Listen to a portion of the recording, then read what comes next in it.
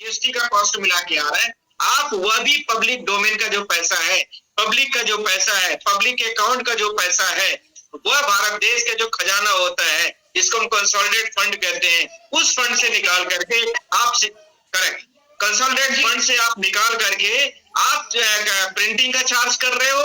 आप इसी के साथ में जो जीएसटी टैक्स है सभी 2 करोड़ के आसपास, मुझे लग रहा अभी कुछ बचा भी है, उसका भी पेमेंट जो ड्यू है वो भी आप करोगे उसी से, और लगभग 8 करोड़ के आसपास आपने दे भी दिया था। कुल मिला के 12 करोड़ का ये अमाउंट आपका जो टैक्सेस पेमेंट है और प्रिंटिंग चार्ज है, वो आप सुप्रीम कोर्ट के ऑर्डर की बात कर रहे हो।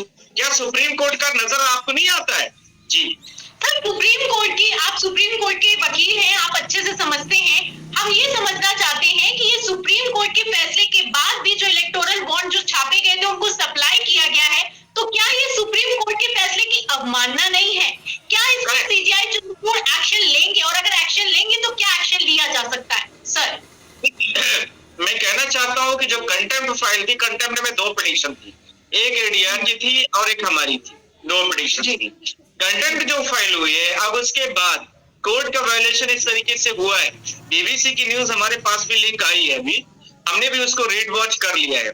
अब उसकी हम लोग कल तैयारी करेंगे, क्योंकि दोनों पिटीशनर हम लोग साथ में बैठेंगे, मिस्टर भूषण साहब और हम दोनों लोग, उसमें हम लोग इसमें काफी डेप्थ में चर्चा करेंगे, और उसके बाद मंडे को कोर्ट खुल रहा है। हमारे लर्नर ब्रदर, तो हम दोनों लोग इसमें चर्चा करेंगे कल, और इसके बाद इसमें हम अगले नेक्स्ट स्टेप पर तैयारी मंडे के लिए, मंडे से कोर्ट फिर से सोरिंग शुरू हो रही है, तो हम उसमें इस बात पर क्या कैसे करना है उस पर हम लोग काम करेंगे। इसके साथ में, इसी के साथ में, ये जो करंट में अभी सारी चीजें इलीगल तरीके से हो रही है, उसके और भी साइड लाइन के कुछ साइड इफेक्ट भी हैं। ये तो पैरेलली हो गया कि जो स्टेट बैंक ऑफ इंडिया और इसके साथ में सेंट्रल गवर्नमेंट ऑफ इंडिया, इसके साथ में इनकम टैक्स, ये तीनों मिलकर के एक मतलब बड़ा स्कैम किया, और भारत देश का सबसे बड़ा, इस दशक का सबसे बड़ा स्कैम निकल के आया।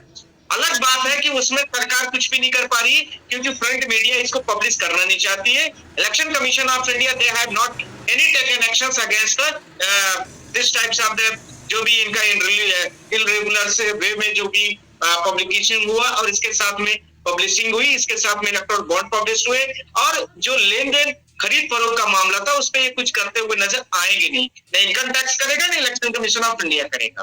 और जो चीजें 5 निकल के आई हैं पैरेलली, इस एक ग्रुप के अलावा एक पैरेलली भी एक काम किया गया है। उस पैरेलल बात में क्या हुआ, it is a complete illegal which is already this order passed by this honorable court on the 15th of the Feb 2022, 24.